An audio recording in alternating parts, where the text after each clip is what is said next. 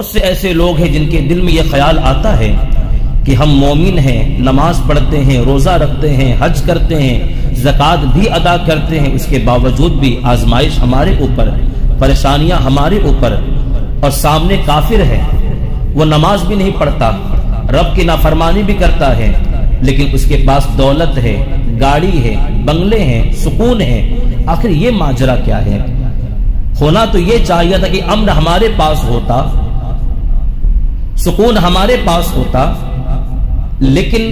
معاملہ یہ دکھنے میں آ رہا ہے کہ آزمائش میں ہم ہیں، پریشانیوں میں ہم ہیں، لیکن سامنے والا غیر مسلم جو نماز میں نہیں پڑھتا، رب کو ایک نہیں مانتا، اس کی اطاعت بھی نہیں کرتا، تب بھی سکون میں ہے، دولت بھی ہے، گاڑیاں بھی ہے، بنگلے بھی ہیں۔ اس کی حکمت ہے، اور عجیب و غریب حکمت ہے جس کو سمجھنا چاہیے۔ حضرت عبداللہ ابن عباس رضی اللہ تعالی عنہما فرماتے ہیں کہ اللہ کے ایک نبی رب کی بارگاہ میں یہ عرض کرتے ہیں، میرے مولا، مومن بندہ تیری اطاعت کرتا ہے، تیری نافرمانی سے بچتا ہے، لیکن تو اس سے دنیا لپیٹ لیتا ہے اور اس کو آزمائشوں میں ڈالتا ہے، اور کافر تیری اطاعت نہیں کرتا بلکہ تجھ پر اور تیری نافرمانی پر جرأت کرتا ہے، لیکن تو اس سے مصیبت کو دور رکھتا ہے اور اس کے لیے دنیا کشادہ کرتا ہے۔ میرے مولا، اس میں حکمت کیا ہے؟ تو اللہ رب العزت کا فرمان ہوتا ہے، ارشاد ہوتا ہے، اور اللہ نے اس نبی کی جانب وحی فرمائی اور ارشاد فرمایا کہ بندے بھی میرے ہیں، مصیبت بھی میرے اختیار میں ہے، اور سب میری حمد کے ساتھ میری تسبیح کرتے ہیں۔ مومن کے ذمے گناہ ہوتے ہیں تو میں اس سے دنیا کو دور کر کے اس کو آزمائش میں ڈالتا ہوں، تو یہ آزمائش اس کے گناہوں کا کفارہ بن جاتی ہے،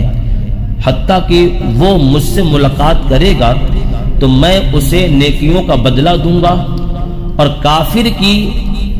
کچھ نیکیاں ہوتی ہیں تو میں اس کے لیے رزق کشادہ کرتا ہوں، اس کے رزق کو بڑھا دیتا ہوں اور مصیبت کو اس سے دور رکھتا ہوں، تو یوں اس کی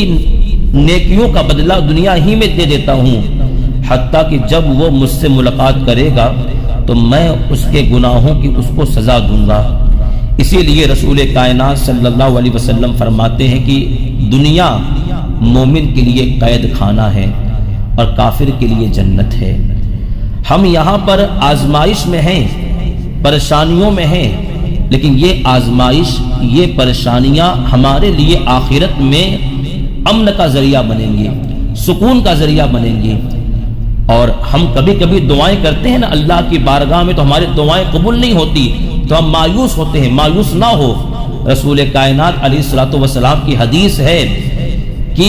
جب بندہ اللہ کی بارگاہ میں دعائیں کرتا ہے، اس کی دعائیں قبول نہیں ہوتی، تو قیامت کے دن اس کا بھی بدلہ اللہ عطا فرمائے گا۔ قیامت میں جب بندہ اپنی ان دعاؤں کا بدلہ دیکھے گا جس دو دعائیں اللہ کی بارگاہ میں قبول نہ ہوئی تھی، تو وہ تمنا کرے گا کاش میری کوئی دعا دنیا میں قبول نہ ہوتی۔